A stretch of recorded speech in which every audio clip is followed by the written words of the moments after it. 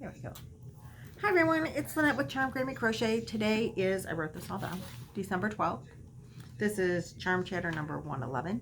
And this will be my vlogmas number 8. I know, I'm behind, I'm sorry. But I tried to film this actually yesterday so I could catch up, but my record space on my phone was overflowing and it would not. I recorded it. Don't look at this. Look at this. Yeah, I just spit on my hair. It's sticking up. Oh, goodness. It's all right. I'm cleaning and baking today, so it doesn't really matter, right? But anyway, I was trying to record, and I recorded it 4 times. And they were never there, and I couldn't figure out what I was doing wrong. Finally, something popped up and said, dummy, you don't have any record space left. You got to get rid of some of these videos. So I deleted them all, and now I have record space again. So hopefully when I'm done recording this, it will be there. So thanks for joining me in the dining room today, because I have to show you something, which I'll come to second. First, I did get my winnings from Trisha. Yay! I got 12. Let me show you. So we got 3. And all these many more times 3. Beautiful, beautiful, beautiful purple. The color is actually called lavender. I know this because, like I said, I've recorded it 4 times. And there are 678 yards of wool-like from Loops and Threads. And it's a number 1 fine weight. So look at that. Simply gorgioso. And it's so soft. Oh my God, you guys, it is so soft. So I've been thinking about this. I love this, by the way.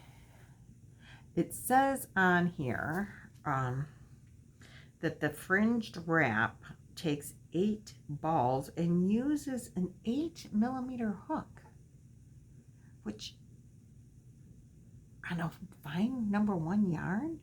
I mean, that sounds ridiculous to me. And I could see why 8 balls, because it's got all the fringe, so that would have to take up some weight. I don't know if you're supposed to hold the 2 together, because if you really look at the picture, it doesn't look like it's thin yarn. I do like working with thin yarn. I've made only 2 things out of really thin yarn. I made that purple rivulet shawl that was Fiber Spiders shawl. I made that out of a number 2 weight. I'm pretty sure that was a number 2 weight. Wait, I've made 3 things. And then I made the Ana Lucia shawl out of that Stitch Studio yarn. There was the 100% cotton, real thin. It's like the Twister or whatever yarns from Hobie, the Cotton Kings. It's that same kind of yarn. And that's a number 1 weight. And it takes a long time, but the stitch definition is so fantastic. I totally love the outcome. So I'm like willing to put in the time of using the thin yarn. And then I made a shawlette that I like finished, but then I bought more of that yarn because I decided maybe I wanted to make a blouse out of it instead, which I haven't done. So I love this, and this is my question to all of you yarny people out there. I want to make, we're going to Mexico for Chloe's graduation from high school and 2 years of college, because she'll do that all at the same time. We're so proud of her. She's a senior in high school, but she's been going to college for the last 2 years full time. So she finished her high school at the end of 10th grade and started 11th grade as her freshman or her junior year of high school was her freshman year of college, right? So anyway, I don't know how when she graduates high school, she'll graduate high school with a high school degree and an associate's degree from, it's just a community college, but the high school pays for it. And so that's awesome. 2 years of college down, you got a degree. I mean, an associate's, but degree better than I got. And so she will have that 2-year degree when she graduates high school. And then really great news, she was accepted into Case Western Reserve early applications process, whatever. I don't understand all of that stuff, but she got to apply to one school early, and it was Case Western Reserve University, and it is here in downtown Cleveland, which is halfway between her house and my house. So that's very nice. And she was accepted, and it's a pretty big deal to be accepted there. They gave her a really huge scholarship, so we're really proud of her. Just couldn't be more excited. And I didn't mean to get off on that tangent. But anyway, because she's graduating high school and a 2-year college degree, we're going to Mexico in the summer. Cross your fingers. And I want to make a beach wrap. And I'm wondering, this is 85% acrylic and 15% nylon. So what do you think? Long, flowy beach wrap, or is this going to be like way too hot and even thick? I mean, it's thin, but to make a long, flowy beach cover up out of this. Or should I just go with the Cotton Kings kind of yarn? Which I have that too, so I can do either or. But this is so soft. But I don't want it to be too hot. So, and like it's acrylic. So what do you think? Give me your ideas. If not, I'll make a sweater on it because it's gorgeous. I wish I could knit because it would be a wonderful knit sweater, but I don't knit. And I will eventually like to learn that, but not right now. So the next thing I wanted to talk to you about, I got this in the mail, and it's the Mary Maxim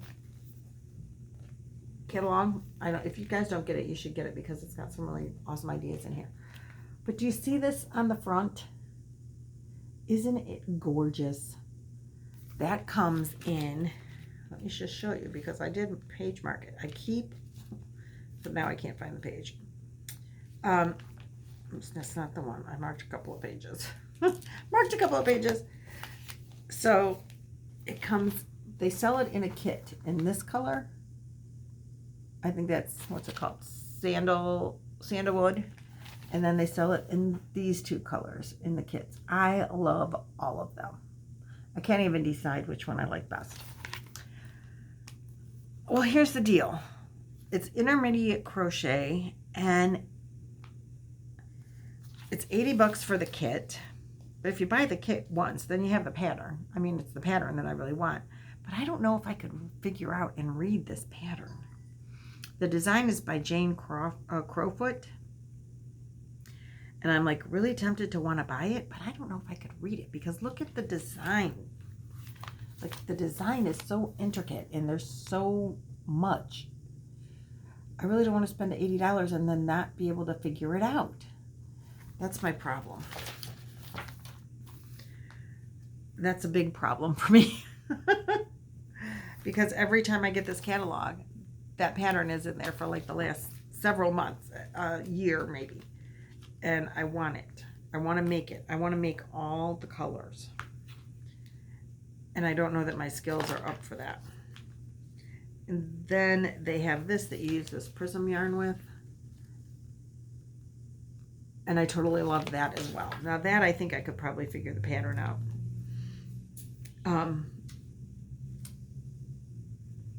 And they only sell that in a couple of different colors. So I might try that pattern. I'm really debating. And then they have this new thing I've never seen in here that I know I could figure out. Look at that one. That's totally awesome.